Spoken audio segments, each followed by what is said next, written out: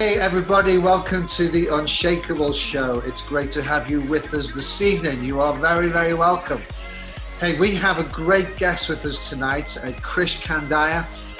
Krish is an academic, an author, a CEO, a founder of Home for Good, a Radio 4 presenter for Thought for the Day. Man, this man's got a lot of talents. So Krish, you're very welcome. How are you? Steve, it's lovely to see you, and thanks for that lovely intro. We should travel together. You could be my front man. We're doing all right. The lockdown it's really hard, and my condolences to you and what's happened with your mum. A lot of us are really worried about our elderly relatives that are on their own. And although it's a difficult time, there's also some real treasures in the middle of it. Like our 6 kids and my wife and I were in lockdown together, but it means we get to have breakfast, lunch and dinner together, and I get to win all the Scrabble competitions. So there's definitely some positives in the middle of this difficult time for the nation. Gosh, how are you coping with 8 of you in the home? Well, we're quite strict on routine. Joe Wicks is a real help to us. So he gets us up in the morning, gets us doing our Spider-Man lunges and all of that kind of stuff. We're blessed that we have a garden that we can make use of. We use our exercise time. We have a kind of little regular routine. Keeping food coming in, that's the challenge. So, socially distancing still, we kind of do lots of trips to the local supermarket whenever we can. So, yeah, we're hanging in there. How old are the kids, Krish? What age range have you got? Oh, our oldest is 21 and our youngest is 8. Wow. And all the homeschooling that you're getting, how are you managing all the homeschooling? Oh, my wife's doing an amazing job. So there's lots of Macbeth and Carol Vorderman and all sorts of English studies and cutting and sticking, and yeah, it's pretty full on. Hats off to all the teachers out there. I don't know how you manage. Like, we're struggling and we've only been doing it for a couple of weeks. Yeah, sure. They are amazing. They are amazing. Well, all those things I mentioned, Krish, at the beginning, they are true. I know you said I travel with you, but that's what you do. Tell us a little bit about the journey to doing what you're doing now, and how you keep all those plates spinning as well. We all want to know that. Yeah, I'm sure I've dropped a few. So it's funny, isn't it? You never quite. I mean, looking back, I can see how God was kind of leading. But when I was 18 and studying chemistry at university, I don't think I'd have ever guessed that I'd been led into this sort of stuff. I mean, I started off working with university students. That was my first job out of uni, working with Christian unions around the country, helping people to think about how their faith and their studies integrated together, doing a lot of talking about Jesus for people that were exploring the faith. And then we were cross-cultural missionaries in Albania for a while. My wife and I kind of started the movement out there that was ended up being an Albanian-run student movement that's still existing today, which has been great. And I've been blessed to work for small churches that kind of wanted to make an impact in their communities, and I felt passionate about study, so I ended up doing some doctoral research on how our culture and the gospel connect together. How do we kind of do that well? How do we be relevant without, I suppose, accommodating and syncretizing to the culture? So, yeah, it's been an amazing journey, but the last part of it has been around vulnerable children, trying to find loving homes for kids in the care system, and that came out of our experience of becoming foster parents and adoptive parents. Wow. How many children have you adopted, Krish? So we have 3 birth kids, and then we've got 3 fostered and adopted children, and our foster children are long term, so they're going to be with us forever. And so that's how our family kind of works. And over the last 14 years, I think we've probably had 33, 34 foster kids. Some have stayed just a night and some have stayed for years. So yeah, it's been an exciting adventure. I mean, what we love about you, Krish, if we can say this, is, and I'm sure this gets said to you everywhere you go, but obviously you got a passion for children, vulnerable children, and you started Home for Good, which we'd love you to tell us more about, but it's that you walk the talk, that you live it yourself, which is amazing. So no one can turn around to you and say you don't understand, because you do understand. And that is amazing. Oh, it's really kind. And we've definitely fallen over a few times along the way. You know, you talked about spinning the plates. I definitely feel I'll drop a few as we go. but yeah, we're doing the best we can. You know, that's our aim. So tell us about Home for Good, and Yeah. if we're allowed, if we're not, then you'll push this question back. But you mentioned to me last week, and we've spread this around about some opportunities that are coming up as well. Yeah. Well, I'll tell you the big picture, and then I'll zoom in to particularly what people in Cambridge and other cities might be able to do right now. So we started Home for Good because we realised there was a massive shortage of foster carers in the UK, and also there were thousands of children waiting to be adopted. And we thought, hang on, part of the DNA of the church is to care for the vulnerable. If you need a proof text, James 1:27, religion that God our Father accepts as pure and blameless is to care for widows and orphans in their distress. So caring for the kids in our nation, that's on us. That's one of the commandments God gives us.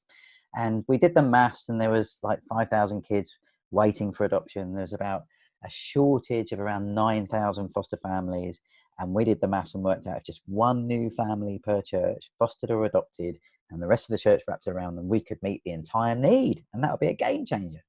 So that's how we got started. And, by his grace, God's kind of helped us go. And we've got lots of staff now across the country trying to spur on people to do this, encourage people, wrap around the families that are supporting. We're doing a lot of work with our government. And so that's our normal job. And then the coronavirus hits. And there's been a whole bunch of really interesting and challenging things that have happened. So a lot of foster carers are older. They're 65 plus, and puts them in the kind of vulnerable category. Many of them have underlying health conditions. A lot of kids who can't live with their birth parents end up living with grandparents, and they're obviously in the at-risk group as well. And on top of that, because of the pressure cooker, and we all experience it to a certain degree, the pressure cooker of being locked down, if you're in a vulnerable family, that's really hard. And we've seen a spike in domestic violence and abuse, sadly. So that makes it harder for children. The flip side of that is because kids are not in school, they're not being seen by teachers, and teachers are often some of the first people that spot if a child is being neglected or abused. So it's a bit of a mix. Some kids ought to be coming into care, but we just don't know that because we're not seeing them. Other foster placements are not staying together because of illness. So we were working with one city, Bristol, who asked us to help them find some carers because 85 out of their 300 carers were in the at-risk category. And so they needed some emergency carers. So we put a call out through a network of churches in Bristol, and we had everybody, the charismatics and the Anglicans and the Pentecostals and the black churches and the white church, everybody said, we'll do something. And I think we've had now 24 families step forward, and I think 7 are already in the process. Wow. And Bristol are accelerating the process. Normally it takes you 9 months to get assessed, but they're doing it in a couple of weeks. So this is like training Spitfire pilots in the Second World War. It should take you years, but in an emergency, you could do it in a few months. So that's where we're at. And we know that, for example, your town, Cambridge, the city council are very keen. So if people would like to find out how they can help, maybe I'll send you a link that you can put on the bottom of the page, but you could also contact us here. Can I put up a little thing on the screen? Is that right? Yeah, go ahead. I think it's going to work. I'm not very technical. Let's see this. If people want to be really clever. Oh, there we go. Oh, does that work? I've got a QR code. You're the first one to do that. Well done. Let's see if it works. I'll put it big screen. You can see it probably from current slide. Yeah, that's great. That's very clear. Beautiful. Great. So if you just point your camera at that and follow the link and tell us your name and your address, and then we can be back in touch with you. Or if you just want to pray for the work, just be in touch that way. And we'd love to stay in touch and let you know what's going on. For me, this whole coronavirus thing, it reminds me of a time before when the church stepped up. I don't know if you've seen this book, Steve. A lot of people have been quoting it. It's called The Rise of Christianity. You've been quoting it? Yeah, I have. Amazing book. And it talks about how the church responded to the plagues of the 2nd century that stopped Christianity just being this tiny little Jewish sect. It became a huge faith that kind of blessed the world. And I really feel that's this moment too. And our nation needs people to care for the vulnerable. That might be the elderly or the infirmed on their own, but it's also vulnerable children too. And we'd love to see that rise in faith and action as the church steps forward. Right, great. Well, thank you for pioneering the way in that, and even the very practical way for people to get in touch. That's great. Well, I was going to ask you that, but you've done that really well. You don't really think about it in the way that you said about the vulnerable and the older, them being Yes. parents. You just hadn't really thought about that at all. So that just really is helpful to see the issue is getting more pressing, isn't it, for those Yeah. children as well. No, it is the worst of times, but it's also the best of times. You know, the level of innovation we're seeing in the nation in general. So who'd have thought you could have got all the homeless off the streets in a few weeks? Yeah. Like, it's been decades people have been trying to do something, but Yeah. when you're up for it, you're up for it. Yeah. And who'd have thought that, you know, all of our churches across the nation, even the small ones like mine, there's only 30 people in my church, Right. instantly digital. Right. Yeah. In a weekend, we went from never having an online service in 365 years to having one. And it feels like there could be that innovation as well in social care, and that's what we're praying. And the church could help lead the way. It would be amazing. That's Yeah. true. It's true. Every church is online now, isn't it? That's there's nowhere else to go. Yeah. That's right. That's right. Go on. What do you Sorry. think the impact would be on charities like yours of the virus? Yeah. Finances as well is an effect, isn't there, on that? Yeah, so you might have seen there's been some news over the last couple of weeks and even last night. So they were estimating that charities, because they can't do all their fundraising. So, you know, the London Marathon is a huge fundraiser. That's not going to happen. You know, we're not out in front of churches talking to people. So it's you know, they reckon maybe £3.5 billion worth of fundraising isn't going to happen. So a lot of charities are in a lot of danger. And the government's been generous. So, you know, the furloughing that you can go on. So the government has made that available to everybody. And they've also put a little bit more. I think yesterday it was announced 750 million available to charities. But I would say to all your viewers to think about the charities that they normally support, that they are going to be under a lot of pressure, and, you know, they need you. And it's a hard time for everybody, but their work either is pausing because it can't happen right now, but they're going to need you when they are able to gear up again, or they need your help right now to have an emergency response. Yeah.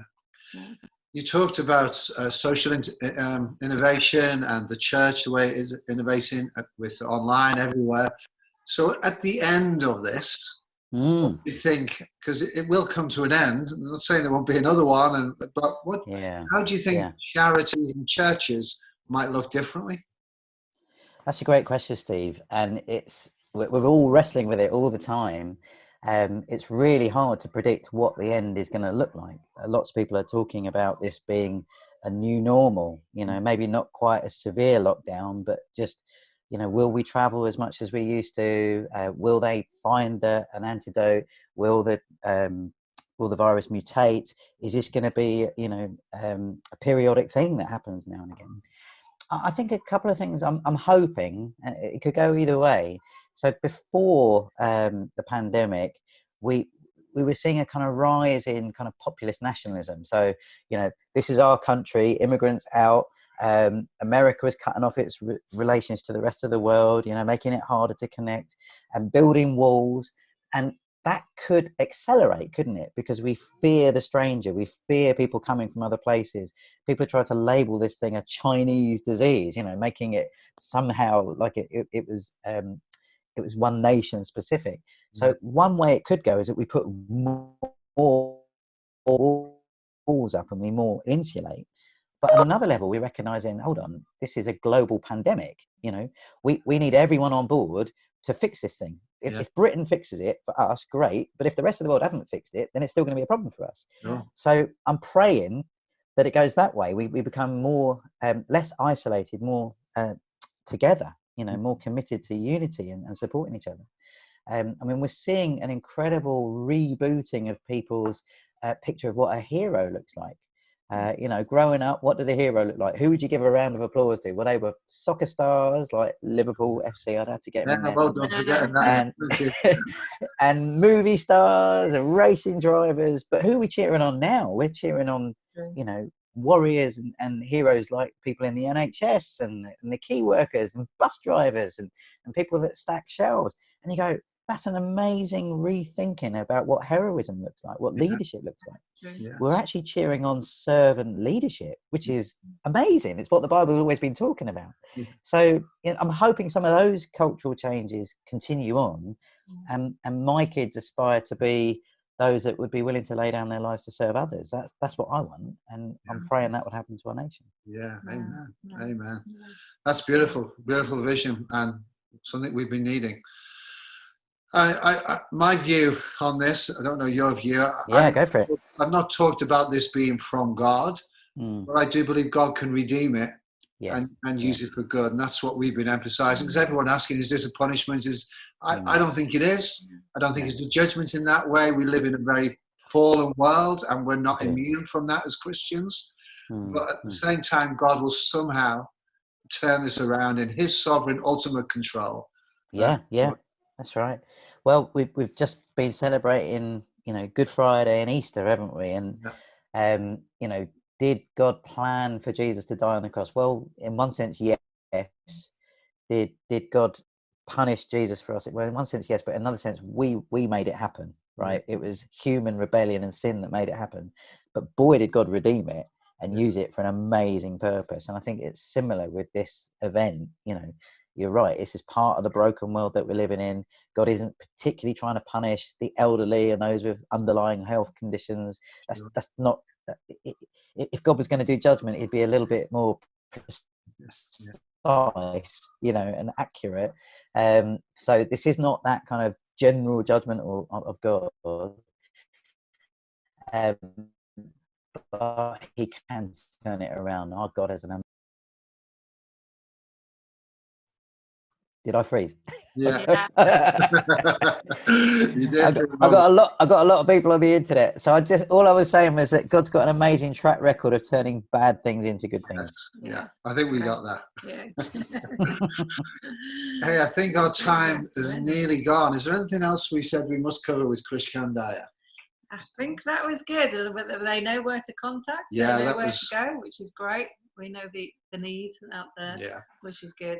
Thank you for your insights. We do want you to know we're cheering you on and Home for Good. And anyway, and anyone who's listening, please do get behind these guys, because we love what you are doing. It's in the heart of God. Great. So thank you. Well, thanks for what you're doing, and thanks for making this show. I'm sure it's spreading a lot of hope and encouragement, like you always do. Good to work with you as ever. Yeah, great to have you, Krish. Thank you very much for being with us, and God bless you. Love to you, kids. Yeah, and your wife.